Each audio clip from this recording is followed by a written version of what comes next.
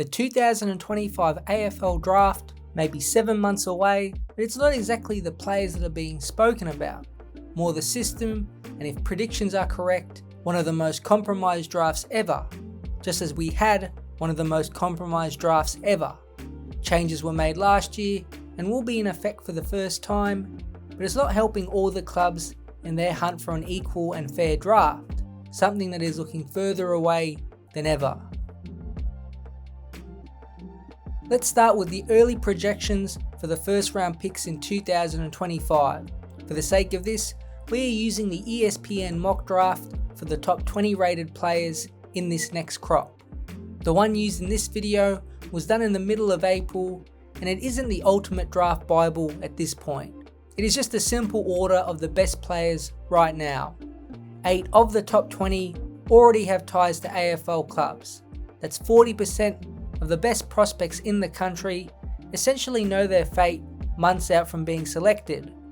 4 of the 8 are in the top 10, and all are either Sydney, Brisbane or Gold Coast Academy players, and the only father-son out of the 8 is Thomas McGuan, who is set to join Collingwood. With this projection as an example, it means the first round of the draft, which should be 18 picks, is likely to go all the way out to pick 26 and beyond.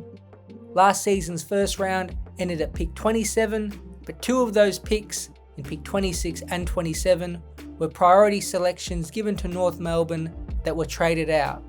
In terms of pure academy, next generation academy, and father-son players, this 2021 draft will go very close to breaking last year's first round length. So what are the problems with this? The first is a little side note of excitement. It does take away from the night. When everyone knows where 30 to 40% of the players go in the first round, it's really not hard to piece together where everyone else ends up.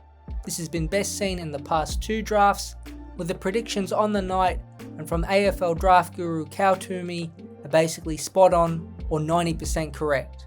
It's far from the hype of the NFL or even NBA drafts, but there is genuine curiosity and excitement where each high-level prospect will end up. But on a serious note, the word fair is the issue. When we see Sam Darcy take a big pack mark, Dacos break the Brownlow votes record, and Will Ashcroft win a Norm Smith medal in his second season, you can understand where the frustration comes from, especially with those clubs not blessed with academies or father-sons. In an alternate reality, North Melbourne might have taken Sam Darcy or Nick Dacos over Jason Horne-Francis and got Will Ashcroft, but for them, that isn't the football world they live in. It isn't fair, but the league is trying, and it is so complicated and laid to get this system right. But let's get one fact out of the way. The father-son, NGA and Northern Academies are going nowhere. Each in the AFL's eyes have their own place. The father-son keeps bloodlines connected within clubs for generations. The NGA help diversity and people from multicultural backgrounds be involved in Australian rules football, even if they don't make it to the top level. And the Swans, Giants, Lions and Suns academies spread the game in New South Wales and Queensland, while giving the development to those possibly good enough to make it to the AFL, and can keep these athletes away from rugby, such as Isaac Heaney. Each of these 3 draft compromises are now foundation pieces of the way the system works and won't be eliminated. But the AFL has plunged to make it more difficult to match bids for the 3 different types of players. They did this by changing the draft value index, or DVI. Essentially, every AFL draft pick is given a point value. For example, pick 1 is equal to 3,000 points, so if a father-son is selected at pick 1, to match a bid, the team who is linked with that player has to essentially trade in picks equivalent to 2,400 points. Now the reason for 600 less points is due to the 20% discount on matching bids. However, this is now changing. From 2025 onwards, that 20% discount will now be 10%, and some have argued that there should be no discount, which does make a whole lot of sense. The advantage is having access to the player, and getting a discount when matching a bid doesn't seem to have a real place. Along with the decrease in the discount, 10,000 points have also been cut off from the DVI. This has been done by reducing the point total of all picks. For example, pick 40 in the previous model was worth 429 points and is now worth just 238. That is significant. From pick 54 onwards, there are also no more points available. The DVI used to spread until pick 72, but now only the first 54 selections have point value.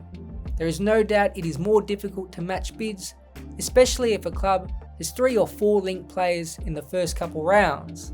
But for those with just one in the top 20 or so, it isn't a game-breaking blow. Add in the ability to trade picks 2 years in advance as well, and there are still plenty of options for clubs to get the points they need. But for now, this new DVI model is a step forward, and it will be interesting to see how clubs navigate it and the more difficult nature it is to get points. If the AFL wants to make it even more difficult, then there are a couple other options. The first is that the club has to use at least one pick in the round that they are matching a bid with.